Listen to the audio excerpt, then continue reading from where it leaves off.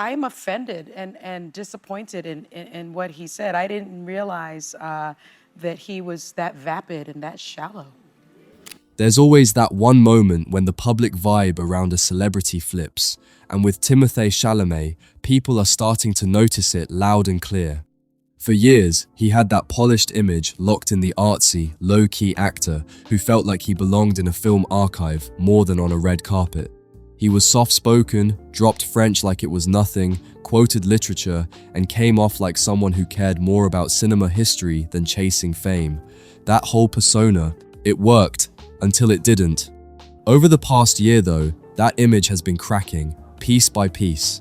Between some interviews that rubbed people the wrong way, promo moves that felt way more pushy than before, and now those comments about opera and ballet stirring people up, fans are starting to look at him sideways. Am I the only one that found Timothée Chalamet's recent statements really distasteful and honestly kind of classless? I remember feeling very impacted by his speech. It really resonated with me when he said that he wanted to be one of the greats. So I don't understand this transition from I want to be one of the greats, I know this is like not a good thing to admit, to shitting on opera, to shitting on ballet, and then referring to his audience.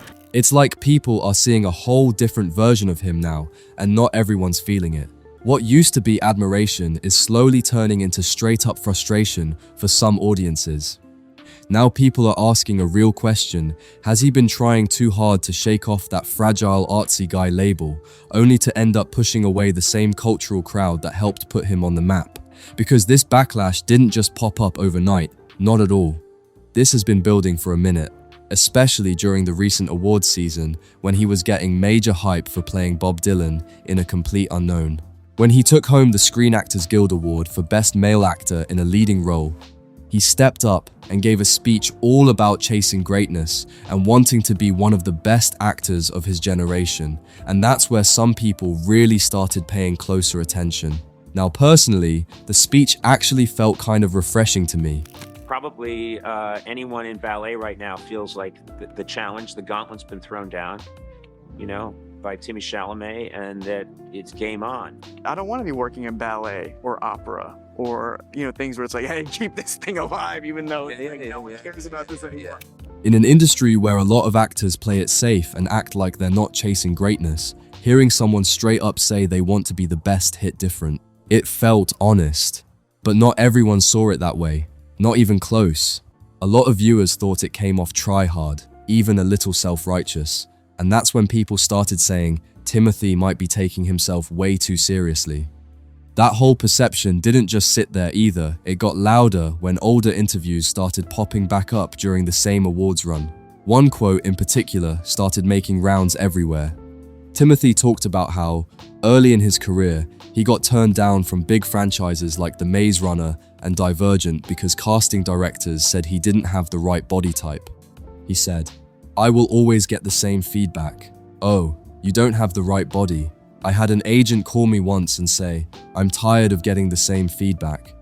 We're going to stop submitting you for these bigger projects because you're not putting on weight. I was trying to put on weight. I just couldn't. I basically couldn't.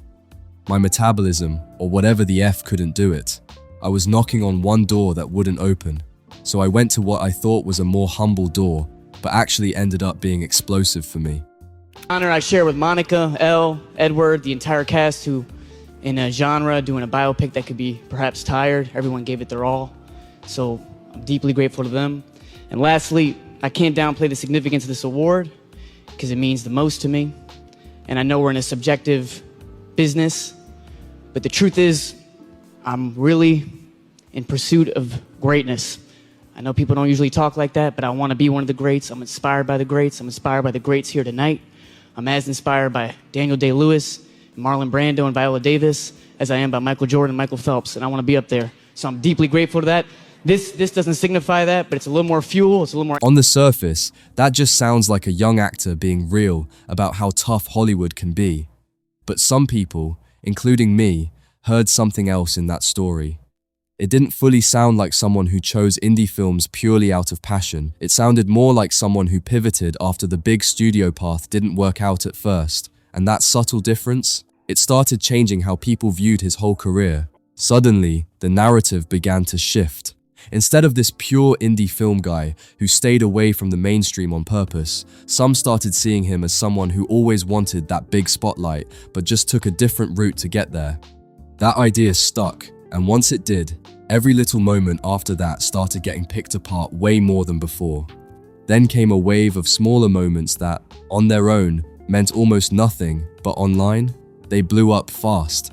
Actress Sarah Paulson even joked on a podcast about Timothée taking one of her cookies at an event.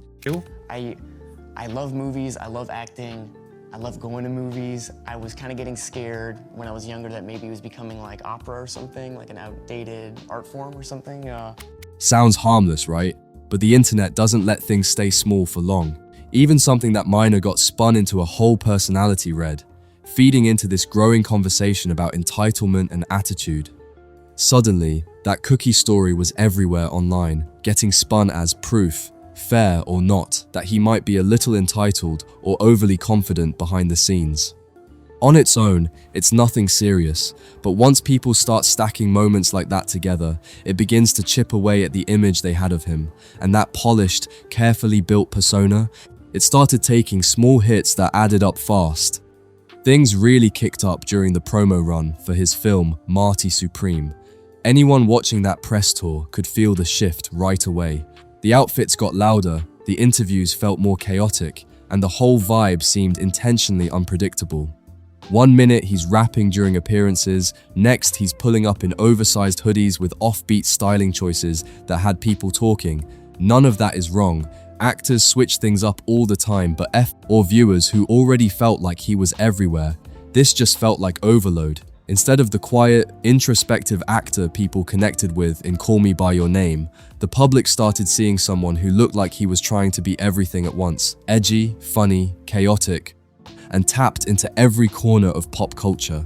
And for some, it didn't feel natural, it felt forced.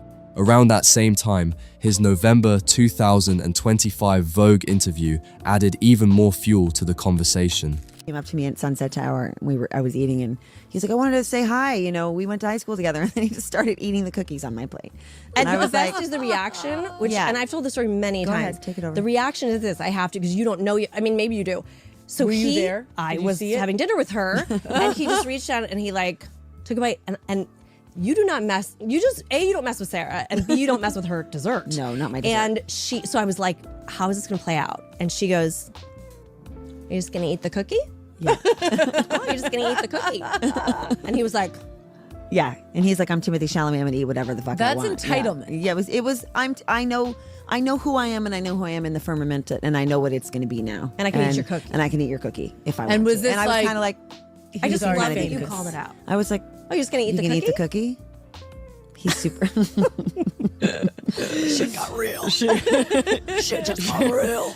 In it, he got real about losing the Oscar for Best Actor earlier that year, saying, if there's 5 people at an awards show and 4 people go home losing, you don't think those 4 people are at the restaurant like, man, why didn't we win? I've been around some deeply generous, no-ego actors, and maybe some of them are going, that was fun, but I know for a fact a lot of them are going F. People could call me a tryhard, they could say whatever they're fucking, but I'm the one actually doing it here. You don't want to risk being too declarative, but I also don't want to look back on life and things I've put out and go, oh, little old me, hey, see the movie if you want, it is what it is. No, at worst, you've rubbed people the wrong way, and at best, someone will get pulled in and go, hey, this guy really thinks this thing's worthy. Some people respected that honesty. It's rare to hear actors admit that kind of frustration out loud, but others, they saw it as another sign that his chase for awards and recognition might be a little too intense, a little too obvious, and that rubbed them the wrong way. That same interview also stirred backlash, especially among parts of his fanbase, after comments that were taken as dismissive toward women who don't have children. The excerpt read, and I don't say that with any fear, I just don't have anything to say, while also talking about this new phase of life he sees around him. He mentioned, his sister just had a baby, Zendaya is engaged, Anya is married, and reflected on how those changes are shaping his perspective. Then it shifted into a story about watching an interview with someone he refused to name, where that person was openly celebrating not having kids. you come from a dance family. Yeah. And so when you crap on somebody else's art form, it doesn't feel good. It doesn't feel good to see. And you probably didn't realize it until you said, oh, I'm in trouble. But then you compounded it. Yeah. And said, what, 14 cents? Yeah. No, when people get mad, it'll be a lot more than 14 cents. That's right. So be careful. I'm just saying, be careful, boy. Anna. No? He is a boy to me.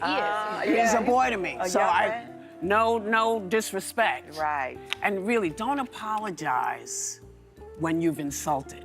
Don't, because it doesn't sound right. You know, you can't say, oh, this is dumb and, you know, no disrespect. That's absolute disrespect. Don't do, you just, go talk to these two. He's got to go sit. He described reacting with his friend like, holy-ish, oh my god, bleak, while also acknowledging that not everyone can or wants to have children. Still, he added that he believes procreation is the reason people are here. Whether that was misunderstood or just came out the wrong way, it didn't land well for everyone. For some listeners, it felt out of touch, and it added another layer to this growing idea that his public messaging was starting to slip. And then, of course, there's his relationship with Kylie Jenner, something that had people talking from day one. When the news first dropped, it caught a lot of people off guard. On one side, you've got Timothée, who built his image around indie films and that intellectual, artsy lane. On the other, Kylie, coming from a massive reality TV empire and global brand. For a lot of fans, that pairing felt like two completely different worlds colliding. Over time, though, the relationship seems real and steady, not just some quick headline grab. But that initial reaction, it never fully went away. For some audiences, it added to the feeling that his overall brand was shifting into something they didn't expect and maybe didn't fully like. And the interviews didn't exactly smooth things over either. In one press junket clip that went viral, Timothée casually described his acting as top-level work, and that line alone had people debating all over again. Confidence or ego, self-belief or too much hype, either way, it kept the conversation going and not always in his favor. Now, confidence in Hollywood isn't anything new, but the way he delivered it, that's what got people talking. The confidence, sometimes you gotta call things as it is, as they are, and not tiptoe, especially as you get older. I'm about to be 30. I wanna look back on my interviews when I'm fried and mentally anguished in my 60s, and look back at my interviews in my late 20s and go, man, I was really speaking the truth and not afraid of the truth. Well, may you always That speak said, truth. like, this is probably my best performance, you know? And that it's been like 7-8 years that I feel like I've been handing in really, really committed, top-of-the-line performances. And it's important to say it out loud because the discipline and the work ethic I'm bringing to these things, I don't want people to take for granted. I don't want to take for granted. This is really some top-level shit. For a lot of critics, it didn't come off as simple self-belief. It felt closer to arrogance, like his sense of importance might be getting a little too inflated. And once that idea started spreading, every new clip just added more weight to it. Then came his appearance on the 7 p.m. in Brooklyn podcast with Carmelo Anthony, and that moment definitely raised some eyebrows. He talked about interviewing Kendrick Lamar in early 2025, right in the middle of that huge public feud with Drake. But what really caught people off guard was when he joked that he briefly wondered if the situation could somehow become dangerous for him personally. That caught listeners by surprise, because that whole feud was widely seen as lyrical and competitive, not something physically threatening. So when he framed it like that, a lot of people felt it was overly dramatic, like he was inserting himself into something that didn't really involve him. By this point, all these moments were stacking up, one after another, building this ongoing conversation around his public image. And then came the moment that really pushed things over the edge for a lot of people. During a conversation with Matthew McConaughey, Timothée made a comment suggesting that no one really cares about ballet or opera anymore, and that's when things seriously blew up. That comment set things off instantly, and the backlash came in fast from across the classical performing arts world. Ballet and opera companies didn't stay quiet. They pushed back hard, pointing out that these art forms are still thriving, still selling out venues worldwide, and still carrying centuries of culture on their backs. For them, this wasn't just some outdated niche, it's a living, breathing craft that people are deeply invested in. Ahead of the Super Bowl, what stuck with you with that conversation? My big takeaway from Kendrick, it was during all the huge beef last year. I was so impressed that this man who was so calm sitting next to me, and I was like, wow, he's engaged in a gladiator sport right now. As much as I love hip hop and all this, I was sitting next to him, I was like, wow, I could not do that. I couldn't believe like you could be that big at war with somebody that big and go about your life. I don't know. Just be chilling. I did the interview with Kendrick in a studio for a day. We did 30 minutes and it was there was no time really to do it, and it was very stiff, and I went home a little sad because I was like, man, I feel like we really could have got a good rhythm, and maybe he's just in Super Bowl mode. And then he called and he was like, all right, let's just meet you in a car and let's just roll. I was like, all right, let's do it. And the GNX, you know, and then my white ass, I was like, wow, he's in the middle of this beef. I was like, can you imagine if this is how I go out with Kendrick? Ride in the car? Actor Timothée Chalamet. God, that would be a crazy end of the Wikipedia. Yeah, he was taken out as this. So we'd be on the show and it'd be like, Tim got. Some organizations even jumped straight onto social media to defend their work, putting real emphasis on the level of discipline it takes to succeed in those spaces. We're talking years, decades of training just to reach that elite level. The Metropolitan Opera responded with a video highlighting the intense effort from everyone involved, from performers to musicians to designers, showing just how much goes into every single production. The Royal Opera House also stepped in, saying, "Every night at the Royal Opera House, thousands of people gather for ballet and opera, for the music, for the storytelling, for the sheer magic of live performance. If you'd like to reconsider, Timothy, our doors are open." And they didn't stop there. They even liked comments from users pushing back, like, "He speaks as if he could work in opera ballet." Sure, Jan. And he says, "No one cares, but I was out here fighting thousands for tickets to Swan Lake last season," along with, "Timothy doesn't know what he's talking about." That energy, it was loud. Opera singer Isabel Leonard also weighed in, saying, "Honestly, I'm shocked that someone so seemingly successful can be so ineloquent and narrow-minded in his views about art while considering himself as an artist, as I would only imagine one would as an actor. Only a weak person or artist feels the need to diminish, in fact, the very arts that would inspire those who are interested in slowing down to do exactly that."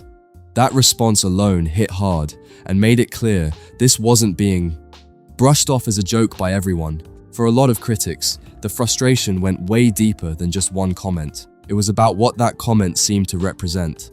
Opera and ballet aren't random, disconnected worlds. They're tied into the same creative ecosystem that helped shape Timothée's own career. His background, his exposure to the arts, the crossover between theater, film, dance, and music, it's all connected. So hearing someone from that space dismiss those art forms, even casually, felt disrespectful to people who see it all as part of the same artistic foundation. And for audiences already side-eyeing his recent interviews and promo style, this didn't help at all. It felt like the final straw. Online reactions started getting way more blunt. Some people were straight up saying, "Fundamentally, he's just not likable, and I'm so happy that this particular personality trait is affecting a man's reputation for once." People that are younger than me, where people are desiring things that are more patient and that pull you in. I just saw another article that says Gen Z is a bigger movie-going audience than the millennial audience, you know? I feel like a fucking grandpa saying that. And, no, but point being, I think, even like Frankenstein, which is like a hugely popular movie this year, I didn't think that pacing was extraordinarily fast or anything, but it pulled people in, you know? But it does take you having to wave a flag of, hey, this is a serious movie or something. And some people want to be entertained quickly. I'm really right in the middle, Matthew, because I admire people, and I've done it myself, to go on a talk show and go, hey, we got to keep movie theaters alive. You know, we got to keep this genre alive. And another part of me feels like if people want to see it, like Barbie, like Oppenheimer, they're going to go see it and go out of their way to be loud and proud about it. And I don't want to be working in ballet or opera or, you know, things where it's like, hey, keep this thing alive, even though no one cares about this anymore. All respect to the ballet and opera people out there. I just lost 14 cents in viewership. But, damn, I just took shots for no reason. That's not a shot. I hear what you're saying. Yeah. This is so disproportionately weighs on the careers of actresses and other female artists. Others added, Oh, Timothy is absolutely pathetic for how he framed this. Placing other arts beneath his medium and almost scoffing at them reeks of the same attitude that existed to rank or create hierarchy of worth or value of artistic mediums historically in high and low art barriers. And then there were comments like, dance opera theatre and musicals being so openly disrespected nowadays is insane to me. You can't say you want old Hollywood back but then not appreciate what compounded it in the first place. Can't say you're cultured into film art but find at half of these dreadful. The tone online? Not subtle at all. At the same time though, not everyone thought the outrage matched the situation. Some people felt the backlash was getting blown way out of proportion. One comment said, I find the extremely online take that Chalamet has somehow dinged to star power and therefore must go away and take some time to reflect on himself to be hilarious. As though Dune 3 isn't about to make $700 million, another person wrote, people need hobbies. Someone saying they don't want cinema to decline into the same niche territory as ballet and opera shouldn't make you this angry. Get a hobby, and someone else added, he made a harmless joke without thinking, and he clearly immediately felt bad about offending anyone. We don't need to make everything a Hollywood Reporter headline. Timothée Chalamet slams ballet and opera like come on. So yeah, there was definitely a split in how people saw it. Even actress Jamie Lee Curtis stepped in, posting a response video where she critiqued the dismissive tone from both Timothée and Matthew McConaughey in that viral clip. That just added even more attention to the situation and kept the conversation going. Now, from one angle, you could argue the comment was just meant as a joke, not some deep attack on classical art. But in today's climate, where every celebrity statement gets picked apart, context matters a lot, and timing matters even more. When you already have a series of moments stacking up, even something small can turn into a huge deal overnight. And that's really where this shifts. It stops being just about opera or ballet and becomes about perception. For years, Timothée Chalamet built a reputation around being thoughtful, artistic, and culturally aware. But recently, a different image has been creeping in. Someone who seems more focused on proving his relevance, chasing major awards, and locking in his place as one of the defining stars of his generation. For some fans, that ambition is exciting. It shows drive, confidence, and hunger to be great. But for others, it feels like too much. Like he's pushing too hard, talking a little too freely, and occasionally losing sight of the broader artistic community that helped elevate him in the first place. Whether any of this actually impacts his career long-term is still up in the air. Hollywood has a long track record of moving past moments like this, especially when someone is talented and continues delivering at the box office. But one thing is clear, the conversation around Timothée Chalamet is not what it used to be. He's no longer just the quiet indie breakout people discovered years ago. Now he's a global star, moving through fame, pressure, and constant scrutiny in real time. And the real question isn't just whether he meant to offend, it's whether all of this is just a temporary wave of backlash or a sign that people are starting to see him in a completely different light altogether.